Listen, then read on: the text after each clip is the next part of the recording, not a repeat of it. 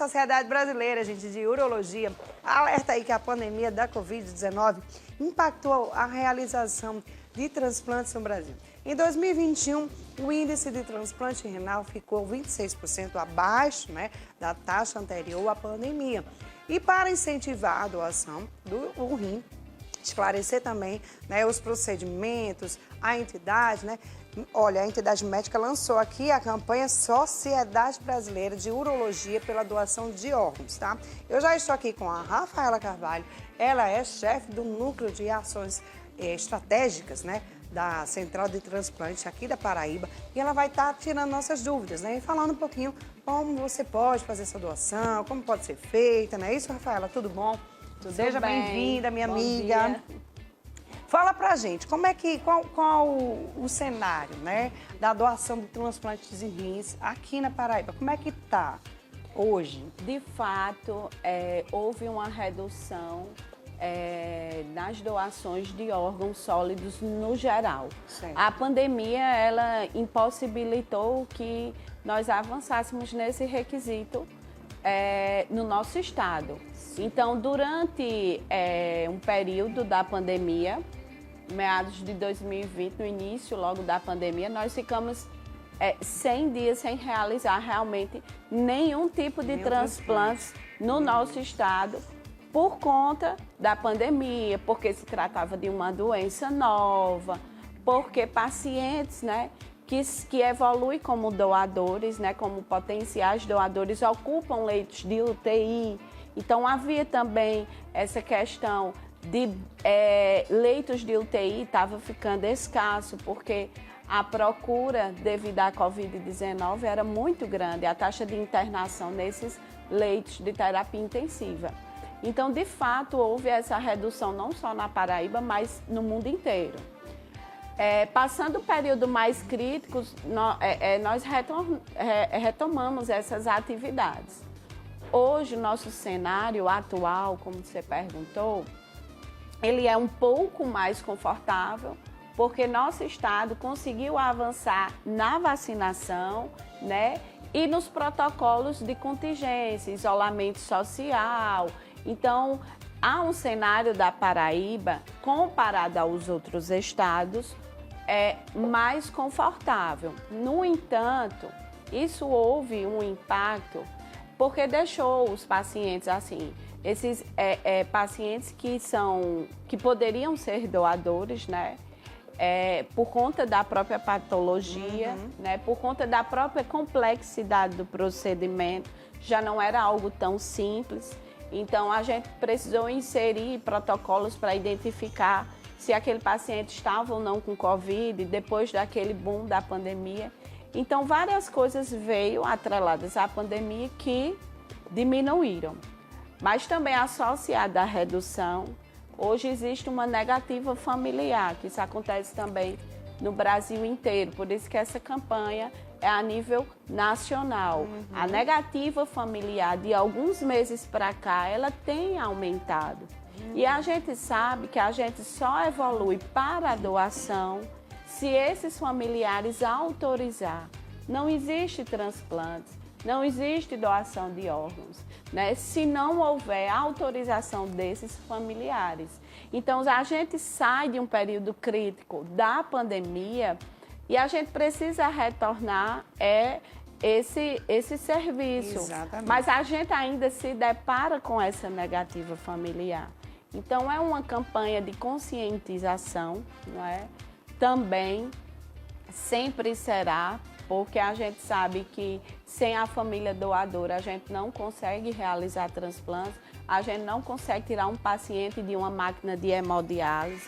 A gente sabe que existe a probabilidade de realizar transplante de rim com pacientes intervivos, que a gente chama, nós temos 2 rins, então eu sou sua irmã, nós somos compatíveis, então eu vou doar meu rim para você. Mas isso é uma prática que a gente evita, Porque a gente não sabe, de repente, essa doença tem um fator hereditário, de repente aquela pessoa que passa a ter só um rim, ela apresente também problemas de saúde e que a leve para uma máquina a dependência a uma máquina de hemodiálise, a uma lista de espera, né? Muito bem. É verdade. Existem também os riscos, né? Exatamente. Mas assim, uma pessoa, quando ela faz a doação para uma outra pessoa, né? Se ela estiver bem, fica tranquila só com um rim? Vive, Tipo assim, ela vive bem, vive tem bem, uma qualidade de tranquilamente? vida boa. Normal. Se ela não tiver nenhum problema de saúde, É, nada, né? inclusive, recentemente eu recebi na Central de Transplantes, sexta-feira, né, um casal de atleta, né, que a esposa doou o rim para o seu esposo. E eles participaram já de maratonas, praticam atividades físicas e aí recebem assim, conseguem ter uma vida saudável. Certo. Me diga uma coisa, uma pessoa, como é que que uma pessoa assim, ela tem insuficiência renal, né? Com indicação de transplante, ela faz para entrar nessa lista? Tipo assim, ela tem que ir lá no hospital, botar o nome na lista. Como é que faz para entrar na lista? Então, o paciente começa a apresentar problemas de saúde, certo. Ele procura o médico. Então, faz uns exames para poder mostrar que ele realmente está mal? Exatamente. E aí procura o médico, o especialista, né? O médico é que identifica, né, a necessidade dele ir para fazer hemodiálise. O primeiro passo desses pacientes renais é a hemodiálise, que é um tratamento que a gente sabe que é doloroso, não é? Porque o paciente ele fica preso a uma máquina de hemodiálise. Esse paciente ele não tem uma qualidade de vida boa, não é? Porque ele impossibilita de viajar, de fazer várias coisas, porque precisa diariamente, semanalmente, estar realizando a hemodiálise. Não havendo um resultado positivo, né? Ele precisa ir para a lista de transplantes de rim. E quem insere o paciente não é o paciente nem a família, é o médico. Certo. É a equipe que acompanha ele, que identifica, insere ele na lista, manda os dados para a Central de Transplantes, insere na lista de espera e a Central de Transplantes, ela acompanha e tem um controle de tudo isso. Além dos rins, né, que é um dos órgãos também muito necessitado, quais são os outros órgãos que é mais difícil de conseguir? Coração, pulmão, né?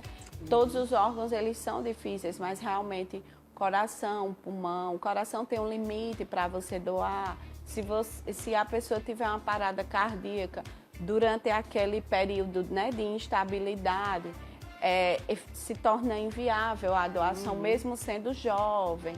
Então, acaba que é realmente um órgão mais delicado, e o pulmão também. Hoje, no nosso estado, nós realizamos transplantes cardíacos, né? Transplante de fígado, transplante de rim, medula óssea e córnea, né?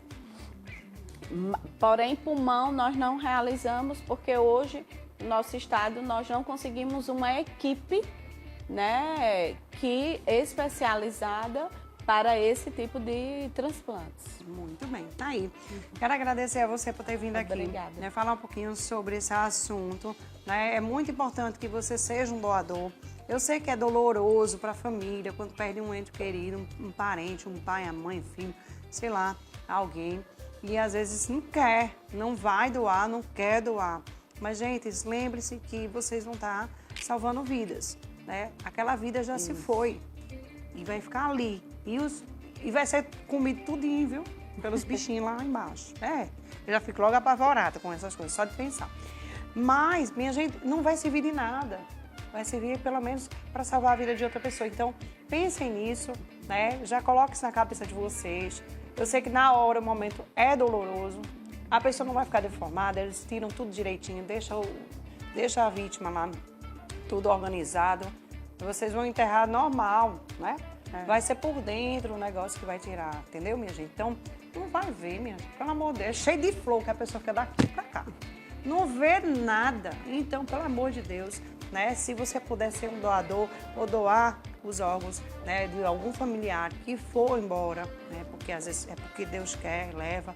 Enfim, então faça essa doação que vai valer muito a pena. Você vai ficar com o coração muito mais tranquilo, né? Essa pessoa que vai embora vai ficar feliz, lá em cima ele vai ficar olhando assim e vai dizer, eita, oh, coisa boa, estou pelo menos deixando alguma coisa de bom para alguém. Então faça a sua parte, tá bom? Obrigada, viu, minha amiga Rafaela? Eu que agradeço. Tá aí, gente, olha só, deixa eu falar da Uzunai.